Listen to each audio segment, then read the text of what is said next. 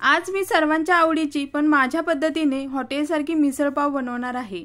बनवायला अगदी सोपी पद्धत आहे। झटपट पण अगदी चविष्ट मिसळ बनून तयार होते। चला तर रेसिपी बनवण्यास घेऊयात। आता कुकर मध्ये वाटीच्या प्रमाणात मोड आलेली मटकी, वाटाणा आणि बटाट्याच्या फोडी घेतलेत। हे आता कुकर मध्ये ओतून भाज्या शिजण्याइतपत 1 ग्लास पाणी ओतलं।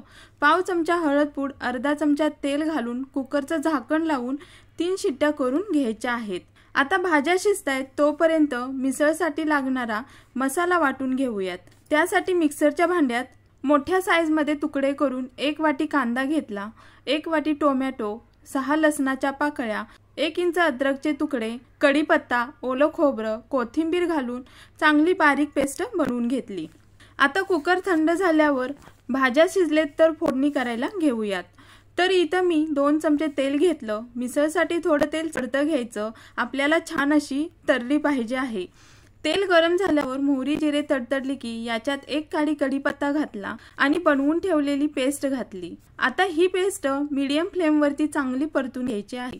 जोपर्यंत हे पहा ग्रेव्ही बाजूनी तेल सुटत नाही तोपर्यंत भाजायचा। आता ग्रेव्ही भाजल्यावर याच्यात पाव चमचा हळद पूड, कलर साठी 2 चमचे काश्मीरी लाल तिखट, 2 चमचे तिखट मसाला, तिखट तुमच्या आवडीनुसार कमी जास्त घ्या आणि मोठा 1 चमचा मिसळ मसाला घालून चांगलं परतून याच्यात शिजवलेली मटकी, वाटाणा, बटाटा घातला आणि आवश्यकतेनुसार गरम पाणी ओतलं। गरम पाणीच ओतायचं आहे, गरम पाण्याने भाजीला छान टेस्ट येते आणि शेवटपर्यंत जशी आहे तशीच टेस्ट राहते। चवीनुसार मीठ आणि बारीक चिरलेली कोथिंबीर स्प्रेड केली।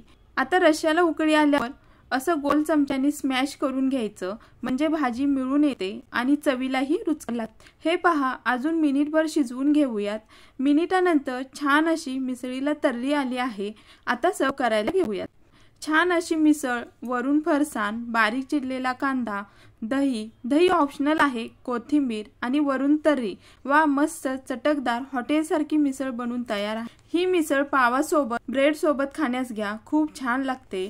सेम हॉटेलसारख्या चवीची घरच्या घरी मिसळ पाव बनून तयार आहे। व्हिडिओ आवडल्यास व्हिडिओला लाईक, शेअर, सबस्क्राइब करायला विसरू नका। अशाच नवनवीन रेसिपीज मध्ये पुन्हा भेटू, तोपर्यंत नमस्कार।